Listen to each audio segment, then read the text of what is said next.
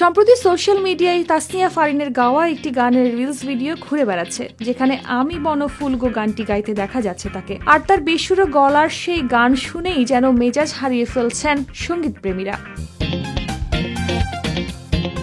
গত বছর বিনোদনমূলক ম্যাগাজিন অনুষ্ঠান ইত্যাদিতে জনপ্রিয় সঙ্গীত শিল্পী তাহসান খানের সঙ্গে রঙে রঙে গান গিয়ে সোশ্যাল মিডিয়ায় ঝড় তুলেছিলেন তাসনিয়া ফারিন। কিন্তু একই গান পরবর্তীতে লন্ডনে গিয়ে মঞ্চে গিয়ে কটাক্ষের মুখে পড়েছিলেন তিনি। বেসুরো গলায় গান গিয়ে রীতিমতো ট্রলের শিকার হয়েছিলেন। এবারও যেন একই ঘটনার পুনরাবৃত্তি ঘটল।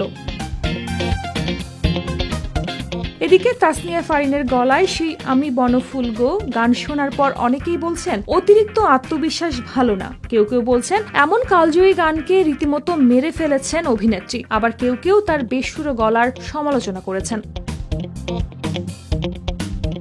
ছড়িয়ে পড়া ভিডিওর মন্তব্যের ঘরে দেখা যায় মিলি সুলতানা নামের একজন মন্তব্য করেছেন ওয়াক থু। তুষার আদিত্য নামের একজন লিখেছেন ওরে মাইক্রোফোন দিছে কে। কেউ কেউ আবার ক্ষোভও প্রকাশ করেছেন। ইমরান হোসেন অপু নামের একজন মন্তব্য করেছেন আমি জাতির কাছে জানতে চাই আমাদের দেশের সঙ্গীত শিল্পীগুলো কি মরে গেছে।